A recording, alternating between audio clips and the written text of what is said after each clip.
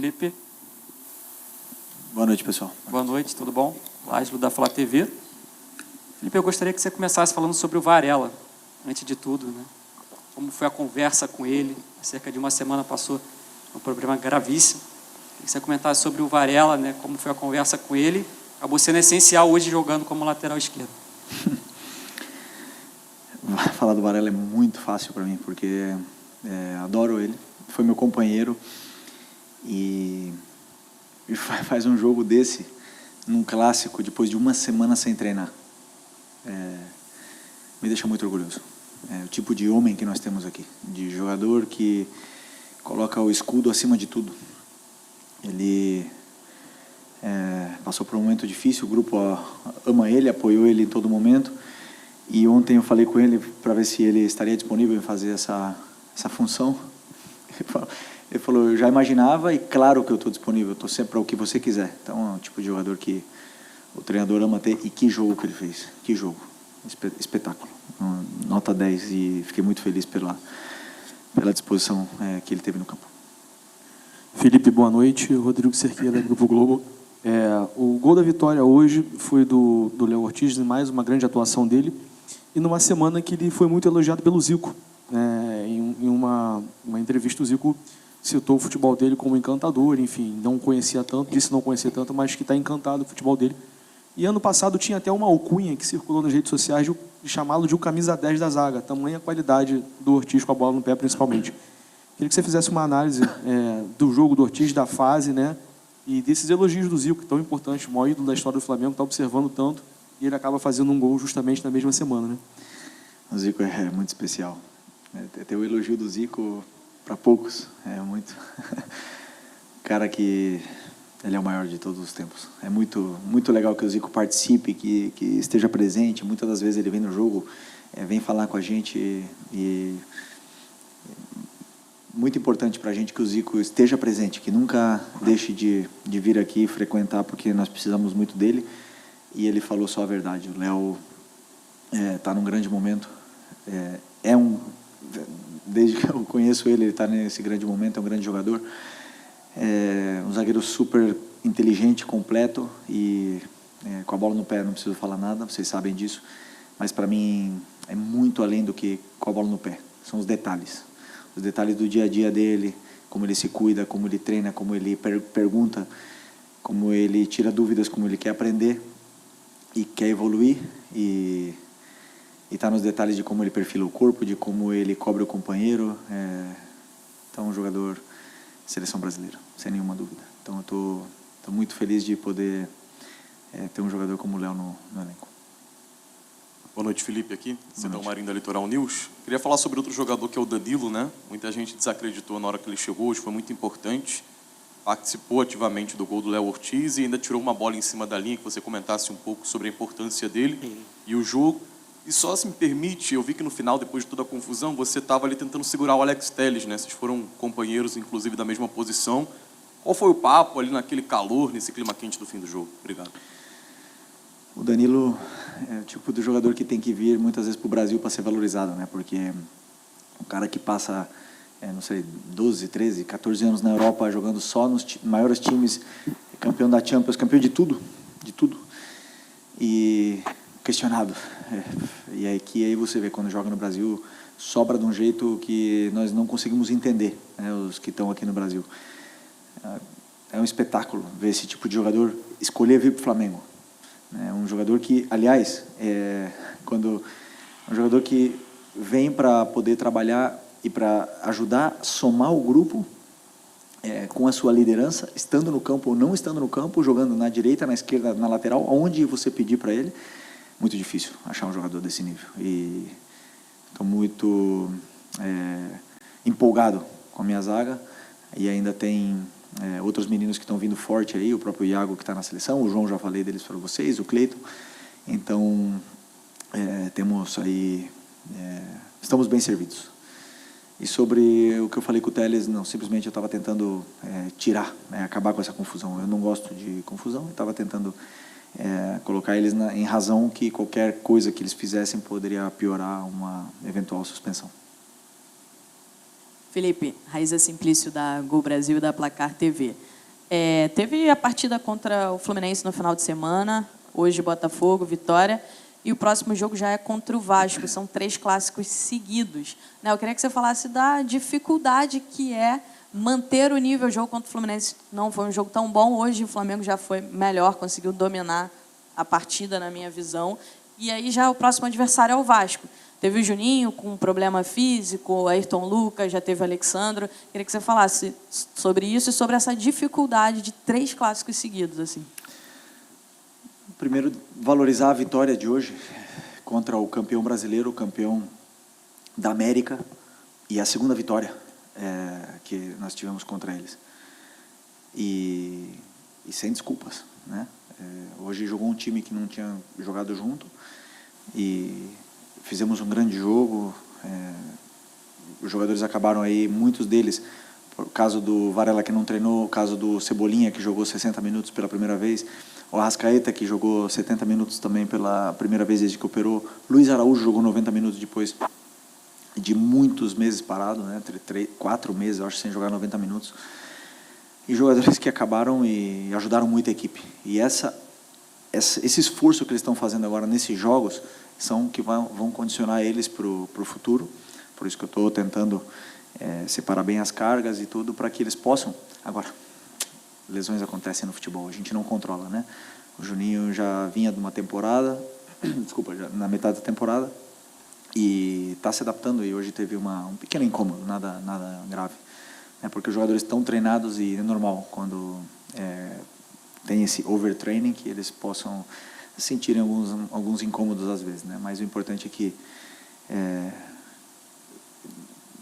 no outro dia contra o Fluminense, como você falou, eu revi o jogo, como eu sempre faço, e gostei porque o Fluminense não chutou no gol, e o futebol não é só chances criadas, também existem as 2 fases do jogo, né? A fase defensiva, o time foi muito bem, muito sólido, não concedeu chances. Hoje as chances que nós demos ao Botafogo foram quase todas de erros nossos, e o time muito sólido, um time que sabe se adaptar às situações. O Botafogo hoje mudou e jogou num sistema totalmente diferente, eles se adaptaram dentro do campo, nós não esperávamos essa mudança que eles fizeram. Então, por isso que eu falo, esse grupo aqui é altamente qualificado, e agora vai vir o Vasco, e isso aí vai ajudar eles a entrar em forma física, em se soltarem, pegarem ritmo de jogo e confiança cada vez mais, e esses jogos são bons para isso, para também guiar a gente para poder corrigir. Filho, Barba do BarbaCast, parabéns pelo resultado. Eu vi que a gente escutou aqui que houve bastante vibração aqui no vestiário por conta do resultado, realmente valorizando a vitória, como você falou, né? Então, enfim, queria que você falasse um pouco disso, se puder, e também sobre a evolução do Alan. O jogo que ele fez hoje foi um jogo muito bom, e inclusive teve a torcida aplaudindo e tudo mais. Queria que você falasse um pouco sobre isso também, por favor. Outro que eu esqueci, né? O Alan, também muito tempo sem... desde o ano passado, né? Que não tinha uma sequência, agora está tendo outra vez essa sequência, e acabou o jogo exausto, né? E isso porque ele correu, se dedicou e fez tudo o que o treinador pediu. E como o jogo teve um certo ida e volta, os volantes se desgastaram mais. E tanto ele como o Nico, né? Tivemos que trocar para manter esse meio com força. E é um jogador que dá para ver no olho que ele quer dar a volta por cima, dá para ver no treino dele, no aquecimento que ele faz, no pré-treino na academia, quando ele chega, dá para ver que ele quer dar a volta por cima. E quando o jogador quer, ninguém segura. Então, estou feliz também pela evolução dele. E sobre a comemoração, é que eu falo para vocês, que não é fácil ganhar sempre. E mesmo não perder, né? Porque são tantos jogos desses jogadores, se você for ver o Campeonato Carioca, o jogo valendo 3 pontos, e eles jogam, o sentimento deles nós estamos com a camisa do Flamengo. Então não tem jogo amistoso, não existe nada. Mesmo contra o São Paulo nos Estados Unidos, eles deram a vida. E eu gostaria que se valorizasse isso, que o torcedor valorizasse esse esforço que os jogadores estão fazendo. Porque a gente pede, né? Quando não vai na bola, vai na raça. Mas está dando na bola e está dando na raça, tá mais do que nunca. Então, temos que valorizar a vitória, temos que comemorar as vitórias, temos que valorizar as coisas que a gente está fazendo bem, corrigir as que a gente não está fazendo tão bem, mas eu fico feliz que o meu grupo comemore Felipe, Boa noite. parabéns pela vitória. Obrigado. Nós tivemos um coletivo que funcionou muito bem hoje. E essa coletiva está sendo pautada por atuações individuais. E comigo não vai ser diferente. Eu queria que você falasse novamente, a chover no molhado, a gente é repetitivo, da grande atuação do Wesley. Que jogador. No final do jogo ele estava dando pique, correndo mais do que os jogadores do Botafogo, conseguiu anular quase que os 90 minutos, né, a ofensividade do adversário. Como segurar esse jogador, né, que já já deve ser convocado também para a seleção brasileira, mas é muito bom ter um jogador desse no time, né? Porra, que jogador. Tá bonito de ver ele jogar, né? O mais difícil, né, que vocês falem, que quando vocês falem dele, que não seja jogou muito, senão o que seja joga muito. É muito diferente, jogou muito do que joga muito. E o Wesley se converteu nisso, né? Joga muito. E como eu falei para vocês, hoje ele marcou durante muito momento o titular da seleção brasileira, que era o Igor Jesus, como se não fosse nada. Marca os jogadores que passem ali por ele, e ele está... E isso na defesa, sem falar do ataque, né? Então ele está num nível muito alto. O mais difícil disso tudo agora, manter. Por sorte ele tem o capitão do lado dele, diariamente com ele. O Gerson botou ele debaixo do braço, tá guiando ele pelo caminho, para ele manter nesse nível, porque como eu falei para vocês, em junho, se ele seguir assim, ele vai escolher onde ele quer jogar. E não vai dar para manter. Felipe, boa noite. Boa noite. Gabriel Reis, Revista Placar.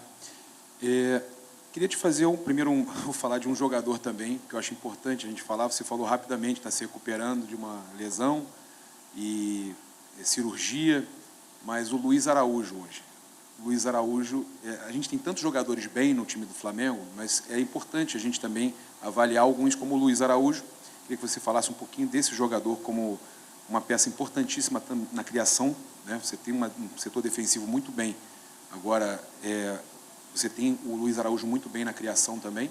E eu queria que você falasse também sobre a questão de como você, apesar de que a gente sabe que estar no Flamengo já é uma grande motivação, como você vê essa questão? Hoje você utilizou o Matheus, aí você teve matérias aí saindo essa semana sobre o Cleiton sair do Flamengo, não querer renovar. Como você lida com isso para motivar esses jogadores, para que eles possam continuar à sua disposição? Vou primeiro responder essa aqui, que sobre a motivação. Eu não sou um treinador motivacional, porque, como diria o Muricy, né? Como que eu vou motivar um jogador que está no Flamengo, que joga no Maracanã, com a torcida apoiando? Não tem o que fazer, não tem o que motivar. Eu tenho que dar a direção para esses jogadores, para eles entenderem o que eu quero e a minha ideia, o que é a minha ideia de jogo. Então, e por sorte eles compram a ideia. Os jogadores que querem estar aqui, eu quero que fiquem, mas quem não quer ficar, que não fique. Quem não quer ficar no Flamengo, eu não posso fazer nada. Se você já está no Flamengo, para mim, que é o melhor e o maior, para mim não existe maior motivação do que isso. A gente viu o que o Danilo fez para vir aqui, o que ele, sinceramente, vocês não têm ideia do esforço que o Danilo fez financeiro para vir para o Flamengo. Então isso tem que servir de exemplo para quem está aqui, né? Que não. E então, para mim, se existe algum jogador, que não é o caso, até agora ninguém me falou, que quer sair, eu não vou segurar ninguém.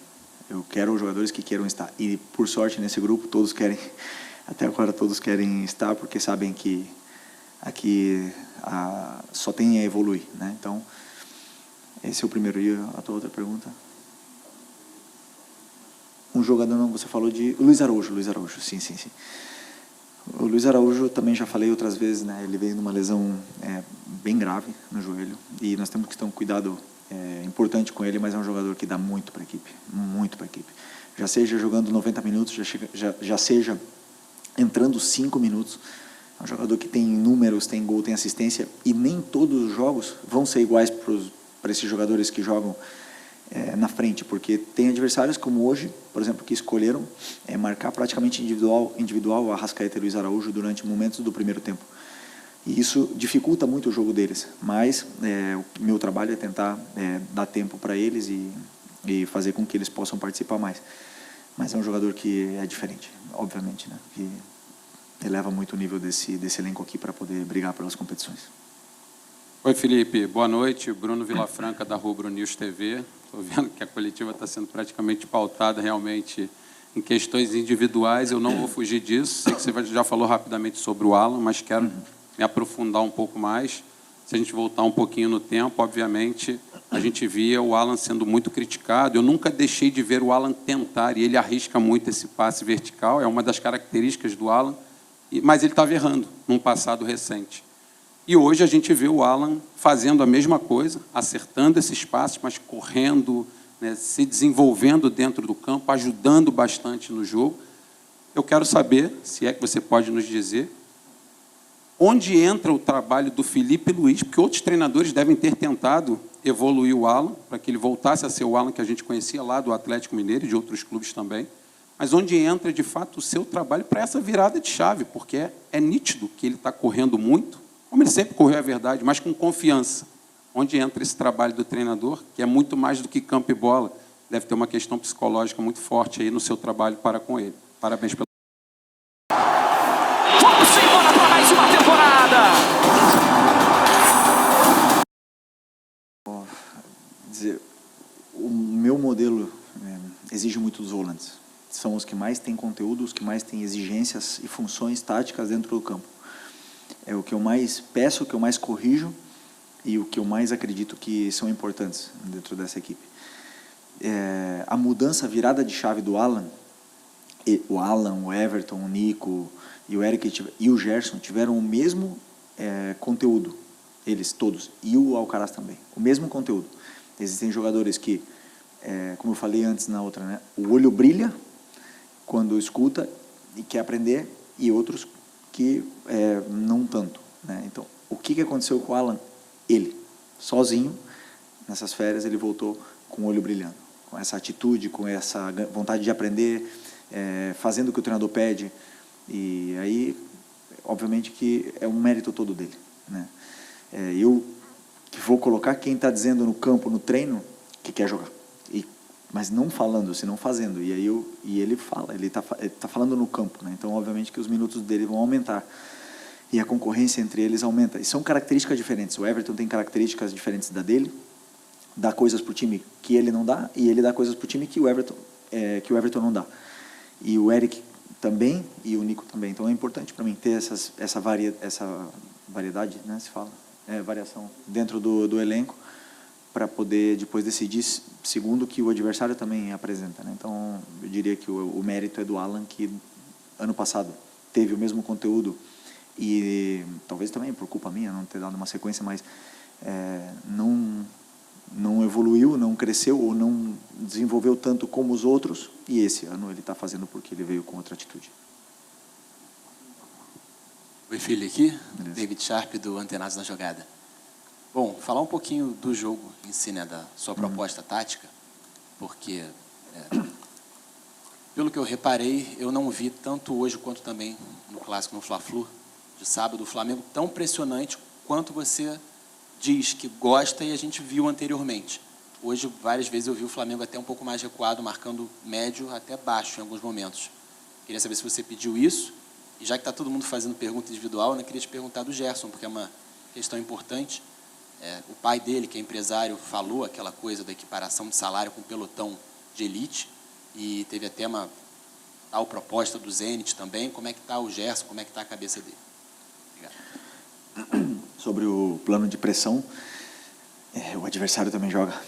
E aí onde entra o que eu falei antes para vocês, que não é fácil ganhar do campeão brasileiro e campeão da América. 2 jogos seguidos, né? E no primeiro jogo, nossa pressão encaixou, os jogadores estavam com confiança, pressionaram bem, e hoje o adversário jogou de outra forma. Mudou, tiveram mais confiança para sair, saíram da pressão por qualidade individual, vantagem qualitativa. E aí, claro, se eles rompem a pressão 1, 2, 3 vezes, ou têm jogadas para sair da pressão, como aconteceu várias vezes que eles tentaram lançar nas nossas costas e aguentaram, ganharam um lateral, o nosso time tem que correr mais, e é normal, é natural que um time com qualidade te empurre para trás, né? Então, não sempre vamos conseguir, mas a intenção de pressionar estava aí. Ela estava aí sempre. Sempre que o time se reorganizava, tentava pressionar. e por vezes eles conseguiam achar passes e romper a nossa pressão. Como eu falei, é um jogo de risco, eu assumo esse risco, sei que eles vão sair algumas vezes da pressão, por isso que tem uma linha tão qualificada atrás para poder sustentar essa nossa subida de pressão. E outras vezes a pressão vai encaixar muito bem, nós vamos ter mais a bola, vamos dominar mais o jogo, mas hoje o Botafogo defendeu bem, conseguiu roubar a bola, nós também perdemos muita bola, e quando você perde muita bola, você tem que pressionar mais. Quando você pressiona mais, você cansa mais. E tem horas que os jogadores não estão com pernas para pressionar, então o jogo acaba ficando um pouco nesse ida e volta. Então, o plano de pressão sempre existe, para todas as equipes, mas temos que entender que o adversário também joga. E o Gerson, como eu falei antes, ele está feliz, está aqui, ele está no Flamengo, que é o clube que ele ama, também fez um esforço muito grande para poder vir aqui, financeiro, muito grande. E hoje é o líder, é o capitão dessa equipe, é o cara que lidera todos os jogadores, o cara que cuida do vestiário, é o treinador dentro do campo que o Tite escolheu e eu mantive. Então, muito importante, e não tenho dúvida que o clube vai valorizar da forma que ele merece, né? Se ele não está sendo valorizado do jeito que ele merece, ele vai ser valorizado do jeito que ele merece, porque ele é um jogador titular de seleção brasileira. Obviamente que isso não passa desapercebido para ninguém. E sobre as ofertas, eu não acredito que o Gerson queira sair. Simples assim.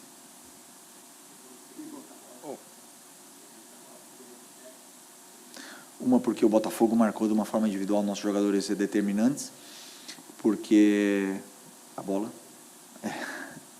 fica um coelho, e porque, claro, porque o adversário marca e porque a gente também erra, né?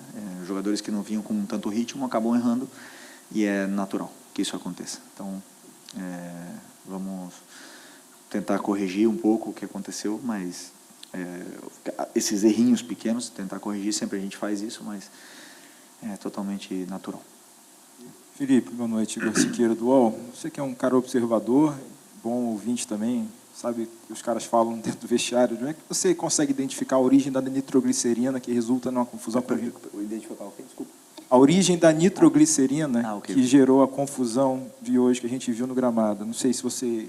Como é que você considera esse nível de ingredientes para isso tudo? Se considera que nesse jogo também envolveu a questão da braçada ali do De La Cruz no primeiro tempo? Enfim, como é que você entende esse somatório de situações e comportamento de jogadores que culminam com as cenas que a gente viu hoje? Eu não vi o que aconteceu realmente, o que eu escutei dos jogadores, eu não vi as imagens, tá? Eu estava ali, mas não vi as imagens. O que eu escutei dos jogadores foi que o jogador do Botafogo tentou agredir o Bruno Henrique e o Cleiton acabou defendendo o Bruno, e foi o que eles me falaram, né? Então, é um jogo tenso, é um jogo onde existiram provocações por ambas as partes ano passado, ou no ano passado acho que por parte do Botafogo, né, se eu não me engano, e nos outros anos. Então, assim, é um clássico, sempre existe esse tipo de polêmica, né?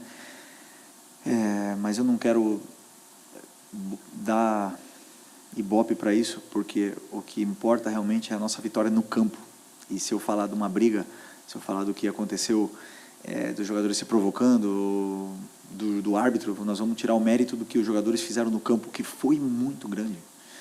O que eles estão fazendo é muito grande, e eu quero que se valorize isso, tá? Então, não vou aprofundar mais, mas é o que eu sei que eles falaram. Boa noite, Felipe, Bruno Castanha, Rubro News TV. Você falou do Botafogo jogar diferente hoje, tanto com a bola quanto sem a bola. Tinha um losango no meio-campo, 2 atacantes, mas metade da minha pergunta você já respondeu, que foi surpreso com essa mudança. Mas o que dificultou mais para o Flamengo, né, a questão da criação, um jogo duro, claro, a marcação dele saltando pressão, principalmente nos laterais, tirando o Wesley, marcação individual. O que te surpreendeu e tanto a dificuldade do Flamengo hoje perante essa mudança do Botafogo? Obrigado. Surpreendeu que vocês não vazaram a escalação do Botafogo para me ajudar. A do Alan, mas é determinante, né? Se eu soubesse disso ontem ou hoje de manhã, ia me facilitar muito o meu trabalho. Mas vocês não fizeram isso. Mas a minha sim, né? Vocês vazaram. E Mas não, é muito diferente. Você prepara um plano para um 4-4-2, que como eles vinham jogando durante muito tempo, não lembro de ter visto um 4-3-3, um 4-4-2 losango, desculpa, com o Savarino por dentro. Até poderia imaginar um Savarino aberto, um 4-3-3, que aí eu consigo adaptar no banco, mas um losango é muito diferente, né, para você adaptar de uma hora para outra. Mas eles conseguiram, os jogadores conseguiram, pressionamos bem o tiro de meta, conseguimos subir a pressão bem.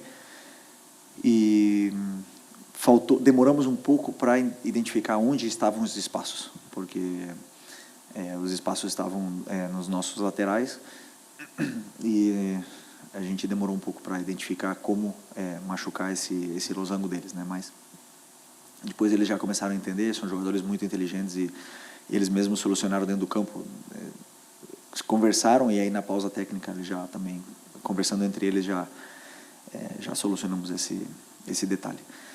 Mas dificulta porque você entra com um plano e muitas vezes o adversário ele muda, então os jogadores esperam uma coisa, não encontram, porque todos eles também assistiram o Botafogo durante muito tempo, e uma coisa nova assim dificulta bastante. Okay. Mais um? Beleza. Boa noite, Felipe. Léo José, do Coluna do Fla. Você começou na base do Flamengo, conhece muito bem os garotos do Flamengo, inclusive o Lohan que está de saída, né, do clube. E recentemente, quando Alcaraz foi emprestado para o Everton, você chegou até a falar que um pouco do não sucesso do Alcaraz passava pelo seu estilo de jogo. Eu queria saber sobre o Lohan. Ele era o garoto da base, provável joia do Flamengo e tal, só que acaba saindo assim sem atingir o ápice, sem atingir o auge no Flamengo. Por quê? Por que o Lohan não chegou a performar bem no seu trabalho? Com o seu trabalho? O Lohan, eu vi ele crescer, eu vi ele surgir, né, no sub-17 e no sub-20. Ele fez um jogo no sub-20 sendo sub-17. E eu lembro de, no outro dia, falar para o São Paulo. Eu falei, São Paulo, dá uma olhada nesse menino, ele acabou com o jogo ontem. Ele treinou e realmente nos treinos ele não fazia muita diferença em 2023, né? No ano que o São Paulo estava aqui. Mas, claro, tinha 16, 17 anos ainda. Ano passado ele teve uma sequência boa, até virou titular da equipe aqui com o Tite. E acabou passando por esses altos e baixos que todos os jogadores, principalmente jovens, passam, oscilando.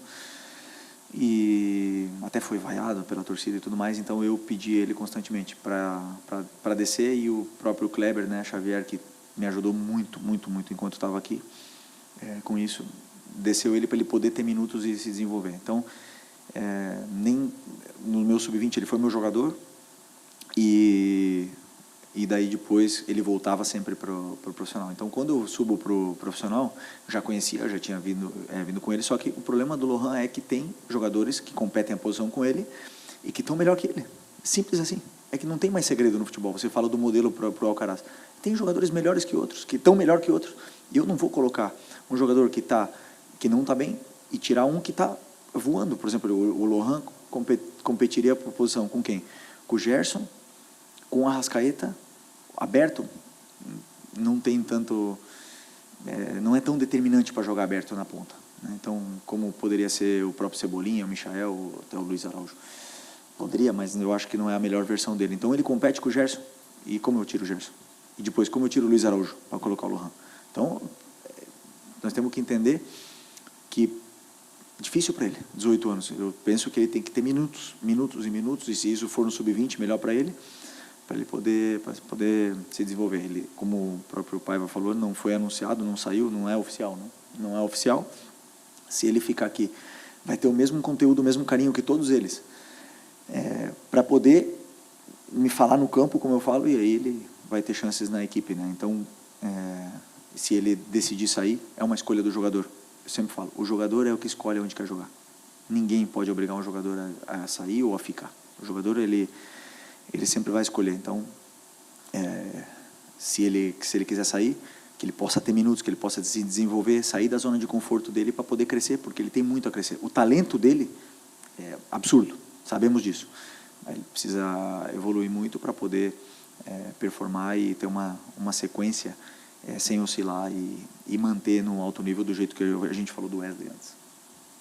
Obrigado, boa noite, pessoal. Mais uma ótima